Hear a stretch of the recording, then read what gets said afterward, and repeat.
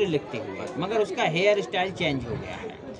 इसी के दूसरे कोण पे आप जो मूर्ति देखेंगे, ये खजुराहो का सबसे फेमस देख रहे हैं तो देखिए लेडी का चेहरा नजर नहीं आ रहा है ना। तो पीछे से अपन को क्या दिख रहा है, हेयर स्टाइल लोटस की तरह। लेडी के हाथ में बांसुरी है, बांसुरी बजा रही है, तो वो उंगलियां देखिए चलती हुई उंगलियां दिखाई गई है ना। स्वर का जो उतार चढ़ाव है वो कंट्रोल किया जा रहा है। नीचे जो अटेंडर बैठा हुआ है वो गाना गा रहा है, वो उसी पे बांसुरी बजा रहा है। अगर आर्टिस्ट ने लेडी की ब्यूटी को यहाँ से छुपाया है। अगर आप लेडी का फोटो निकालना चाहें या लेडी को इस कोण से देखना चाहें, यहाँ से देखिए अंदर से, तो लेडी का साइड फेस आपको यहाँ से दिखेगा जब आप उसी मूर्ति को देखें, है ना। तो बहुत अलग ढंग से बनाई गई वो मूर्ति है जो खजुराहो में सबसे फेमस है। बांसुरी वादन करते हुए लेडी को, बांसुरी वादन करते हुए।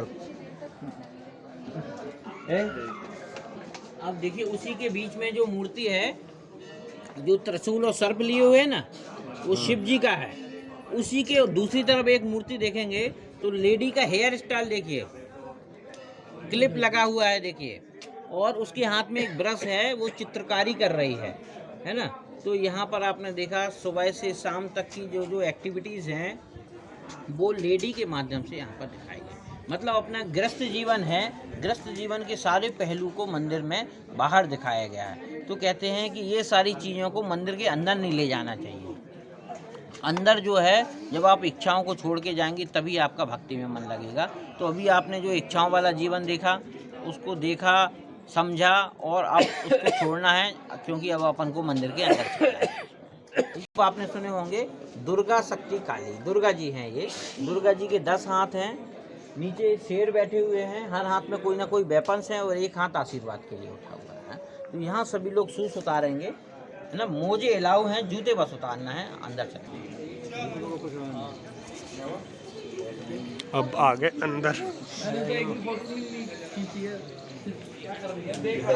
इतने लास्ट सीढ़ी देखी वहाँ सीढ़ी चढ़ते आए हम तो। हाँ, लास्ट वाला जो कॉर्नर देखा होगा उसमें आधा चंद्रमा बना हुआ है, ठीक है।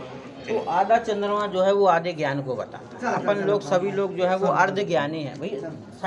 चाहे जितना अध्ययन कर लें मगर अर्ध ज्ञानी माने जाएंगे, मगर जिनके दर्शन करने जा रहे हैं वो पूर्ण ज्ञानी है। अपन को उन जैसा बनना है, उन्हीं जैसी चर्या, उन्हीं जैसा आचरण अपनाना पड़ेगा। तो मंदिर का पहला हिस्सा जो है वो अर्ध मंडप कहलाता है, है ना। तो लोटस क्या करता है, ब्रह्मांड की पॉजिटिव एनर्जी को खींच के मंदिर में छोड़ता है। तो मंदिर में दर्शन से अच्छा होता है ध्यान लगाना। जिस मंदिर में पूजा पाठ होती है, हाँ 3 मिनट का ध्यान लगाएंगे, पूरे दिन चार्ज हो जाएंगे यार, है ना। तो ये लोटस की वजह से ये पॉजिटिव एनर्जी संचित होती है, इसलिए लोटस का बड़ा महत्व है। तो अर्ध मंडप के बाद ये मंडप हुआ, जो है ओम से सारे मंत्र स्टार्ट होते हैं। ओम नमो भगवते वासुदेवाय नमः। विष्णु भगवान की स्तुति लिखी हुई है। 120 किलोमीटर दूर यहाँ से कालिंजर का किला पड़ता है। कालिंजर के किले को जीतने के बाद लक्ष्मण वर्मन नाम के राजा ने ये भव्य मंदिर का निर्माण कराया था 930 से 954 के बीच में। 24 वर्षों में ये मंदिर को पूर्ण किया गया था। मथुरा एक ऐसी जगह है जहाँ से एक आर्ट चालू होती है जिसको मथुरा आर्ट ऑफ स्कूल बोलते हैं। 24,000 आर्टिस्ट वहाँ से आए थे, अपने अंदर की भावनाओं को वो मूर्तियों में प्रकट करते थे, इसलिए वो इतने अच्छे भाव पत्थरों पे डाल पाए, ठीक है। तो 24,000 लोगों ने लगातार 24 साल काम किया और ये भव्य मंदिर का निर्माण कराया। बाद में प्रतिहार राजाओं को जो लक्ष्मण वर्मन ने हराया था, उन्होंने ही ये मूर्ति दी थी विष्णु भगवान की, जिसको बाद में स्थापित किया है। हाँ, वहीं से ले आए थे ये, कन्नौज से लाए थे। हाँ कन्नौज से। उसके बाद देखिए ये तीसरा पार्ट है, इसको महामंडप बोलते हैं अपन, डांसिंग हॉल। पहले तो बोल आ जाने सब। देखिए ये तीसरा पार्ट है, इसको महामंडप बोलते हैं, डांसिंग हॉल। सुबह लोग यहाँ ध्यान लगाने के लिए बैठा करते थे। शाम के समय जब आरती का समय होता था तो देवदासी का नृत्य यहीं पर होता था, भक्तिपूर्ण। आजू बाजू में म्यूजिशियन बैठा करते थे, तो इसको महामंडप या डांसिंग हॉल बोलते हैं। और साउथ इंडिया में जाएंगे तो इस जगह को नाट्य मंडप बोलते हैं। चीज़ वही है आपका। आप उसके पीछे देखेंगे, इसको बोलते हैं अंतराल। ये अंतराल, हाँ अंतराल होना चाहिए, मतलब इच्छाएं छूटनी चाहिए, नहीं छूटी तो वापस लौट जाओ आप, है ना। क्योंकि इसके बाद लौटने का कोई स्थान बचा नहीं है अगर आप गर्भगृह में चले गए, ठीक है। तो अंतराल में क्या होता था, यहाँ पर पुजारी लोग बैठ के हवन वगैरह करते थे। और गर्भगृह जो है वहाँ पर देखिए 3 चेहरे वाली भगवान विष्णु की मूर्ति देख रहे हैं। एक साइड शेर मुख है, दूसरी साइड वराह का मुख है और बीच में भगवान विष्णु का ओरिजिनल फेस है। 3 हेडेड भगवान विष्णु की मूर्ति है जिसको वैकुंठ विष्णु बोलते हैं। अभी देखिए मूर्ति पे उचित लाइट नहीं दिख रही है, आप जैसे बीच से जगह छोड़ दीजिए, पीछे आ जाइए और पीछे आइए, ठीक है। अब लाइट जो देखेंगे वो नेचुरल लाइट देखने के लिए मिलेगी, बिना फ्लैश के फ़ोटो निकालिए तो फ़ोटो और अच्छी आपको आएगी। ये लाइट सीधी आ रही है, तो ये वास्तु का नियम आपको पूरा, आपको एक्यूरेसी देखिए, कोई मशीनें नहीं है, आप सीधा सुबह से शाम तक लाइट आपको मंदिर में मिलेगी। अब देखिए 12 बज गए हैं तो सूर्य ऊपर पहुंच गया है, तो ये लाइटें झरोकों में से आ रही हैं। लाइटें का रिफ्लेक्शन जो है वो यहाँ से होता है, यहाँ सारी लाइटें टकरा के सीधा रिफ्लेक्शन मूर्ति पे पड़ता है, इसलिए अगर सामने कोई आ जाता है तो उतनी लाइट अपन को स्पष्ट रूप से देखने के लिए नहीं मिलती है। देखो दिखा दो जी हाँ, देख दिखाइए। गजब। मैंने कोशिश की थी। लेफ्ट से राइट की ओर आप प्रदक्षिणा कर लीजिए, है ना, तो आपको अंदर से हर मंदिर ऐसा ही मिलेगा, सिर्फ गर्भगृह में जाके मूर्ति बदल जाएगी। ये मंदिर के पार्ट जो रहेंगे वो कॉमन है।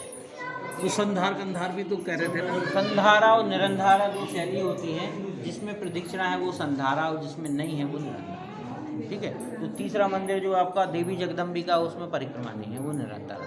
तो दोनों चीज़ें मिलती हैं आपको नागर शैली में। आपका क्या नाम बताया था भैया जी, बताना दोबारा। ये गर्भगृह में हम आ चुके हैं, लक्ष्मण मंदिर के। विष्णु भगवान की मूर्ति है और बाहर बहुत ही बढ़िया यहाँ पे डिजाइन बनी हुई है।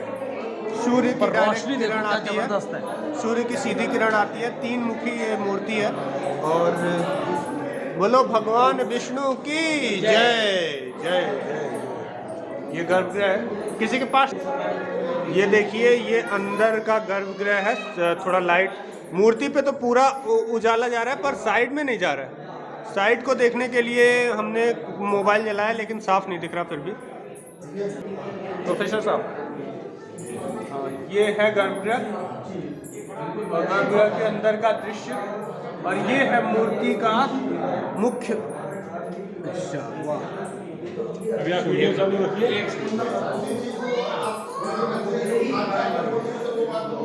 विष्णु